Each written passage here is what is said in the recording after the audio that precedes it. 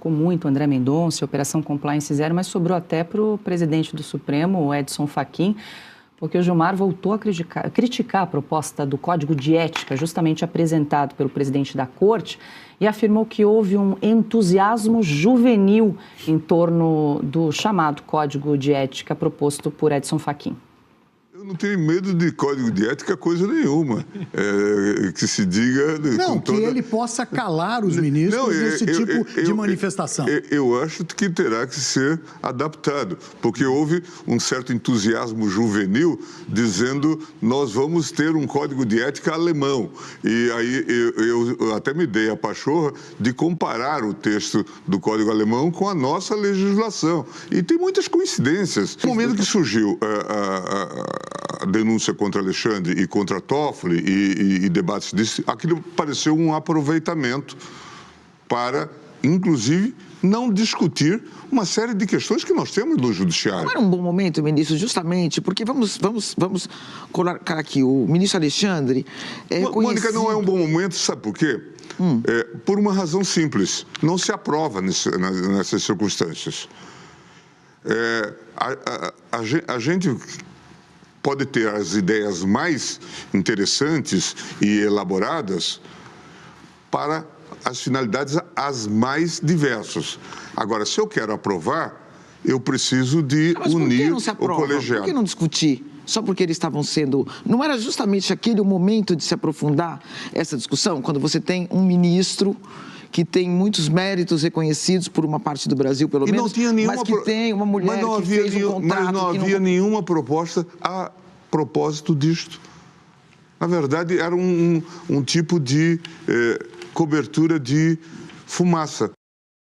Ana Paula Henkel, boa noite, seja bem-vinda. Ana, olha, fique à vontade para voltar ao trecho que mais chamou a sua atenção ontem na entrevista. A gente está indo por partes aqui, selecionando algumas declarações do decano Gilmar Mendes na entrevista de ontem. Boa noite.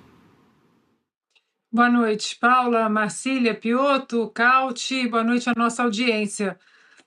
Paula, é curioso, né? Como gagueja e fala é exatamente o que vocês estavam falando aí. Agora, ele entrou no entrevista tour, né? Porque ele precisa se explicar de alguma maneira, ele precisa fazer uma linha de defesa do que é absolutamente indefensável no Supremo Tribunal Federal e sobre as condutas dos ministros do Supremo Tribunal Federal. E para isso você precisa entrar aí no tour das entrevistas.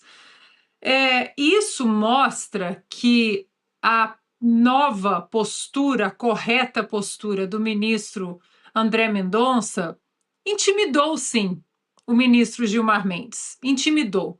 O ministro André Mendonça foi para cima, nós mostramos semana passada aqui o embate entre os dois, e como no começo ali logo que o ministro André Mendonça entrou no Supremo Tribunal Federal, havia, né, até uma certa timidez, um tom assim mais, bom, eu cheguei agora, então deixa eu simplesmente mais concordar do que discordar.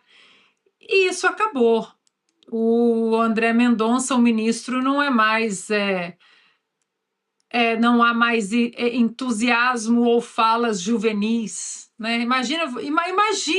Imaginem um ministro da Suprema Corte Americana dizendo que o outro teve um entusiasmo juvenil.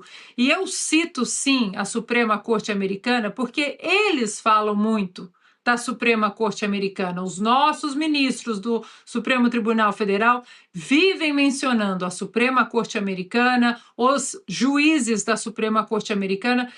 Inconcebível, nenhum juiz aqui chamaria o outro ou diria que houve um entusiasmo juvenil. Então, a sensação que eu tenho, Paula, é de que, como a gente costuma brincar nas redes sociais, né, numa linguagem mais informal, parece que o ministro Gilmar Mendes acusou o golpe ou passou o recibo, ele está sentindo essa firmeza do ministro André Mendonça e...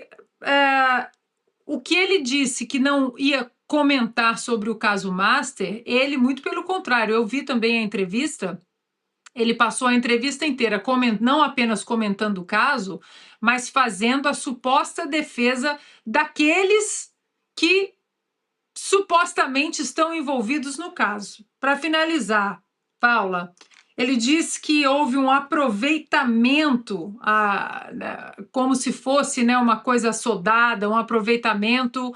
O que ele chama de aproveitamento é o fato de 2 ministros da nossa Suprema Corte no Brasil poderem estar envolvidos em um escândalo monumental.